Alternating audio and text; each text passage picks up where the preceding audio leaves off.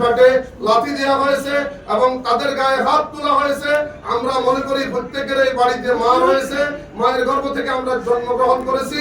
এভাবে মায়েদের ফাটে লাথি, তাদের গায়ে হাত তোলা সহ নারী নির্যাতনের যে ঘটনাগুলো আমাদের ঘটেছে, এগুলো যাতে উপযুক্ত বিচার করা হয়, এগুলো যাতে বন্ধ হয়। বাংলাদেশ যাতে আমাদের জুলাই শহীদদের রক্ত যাতে বৃথা না যায় এবং আমরা জামায়াত ইসলামী আগামী জাতীয় সংসদ নির্বাচনে স্বতঃস্ফূর্ত সকলের অংশগ্রহণ এর মাধ্যমে গণভোটে হ্যাঁ ভোট যাতে জয়যুক্ত হয়, এই জন্য আমরা আমাদের নেতাকর্মীরা সহ কাজ করে যাব। আমাদের ফেনী সংসদীয় আসন 1-এ আমাদের অ্যাডভোকেট এস.এম. কামাল উদ্দিন ভাই তিনি উপস্থিত আছেন, দাঁড়িপাল্লা মার্কার প্রার্থী। আমাদের সেখানে আলহামদুলিল্লাহ আমরা চেষ্টা করতেছি আমাদের প্রার্থীকে বিজয়ী করার জন্য সর্বাত্মকভাবে সকল জনগণের সহযোগিতা নিয়ে। আমাদের ফেনী 3-এ দাঁড়িপাল্লা মার্কার প্রার্থী ডাক্তার ফখরুদ্দিন মানিক ভাই, আমাদের ফেনী 2-এ আমাদের সেই 11 দলের প্রার্থী, জোটের প্রার্থী 3 জনে 11 দলের জোটের প্রার্থী মুজিবুর রহমান মঞ্জু ভাই ঈগল মার্কা,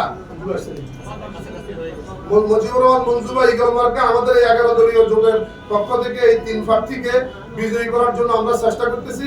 আমাদের সাংবাদিক বৃন্দের আমরা সহযোগিতা কামনা করছি যাতে করে আমরা আগামী নির্বাচনে শুধুমাত্র আমাদের 3 প্রার্থী নয়, সকল প্রার্থীর পক্ষে সকল ভোটাররা যাতে নির্বিঘ্নে গিয়ে সকল ভয়ভীতি আতঙ্ক মুক্ত হয়ে ভোট দিতে পারে। মানুষের মনে আশাবাদ আছে কিন্তু সংখ্যাও আছে, এই সংখ্যা যাতে দূরীভূত হয়। আপনারা আমাদেরকে আন্তরিক সহযোগিতা করবেন। আগামীকালকের জনসভা সফল হোক।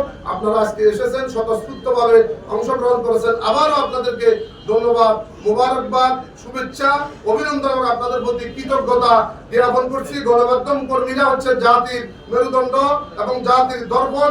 আপনাদের গুরুত্বপূর্ণ ভূমিকার কারণে যাতে করে নির্বাচন প্রশ্নবিদ্ধ না হয়, লেভেল প্লেইং ফিল্ড যাতে ঠিক থাকে, প্রশাসন যাতে একদিকে ঝুঁকে না পড়ে এবং কোনো অবস্থায় ভোট কেন্দ্রে যাতে কোনো বিশৃঙ্খল পরিস্থিতি তৈরি না হয়, আপনারা সজাগ থাকবেন এবং সঠিক নিউজগুলো জাতির সামনে তুলে ধরার মাধ্যমে আপনারা অতিথিদের খুব সাহসী ভূমিকা রেখেছেন। আগামী দিনেও সে ভূমিকা রাখবেন। সবার সুস্বাস্থ্য দীর্ঘায়ু কামনা করে আমার বক্তব্য আমি এখানে শেষ করছি। ভালো থাকবেন সবাই। ওই যে কয়েকদিন আগে আমরা বড় একটা সমাবেশ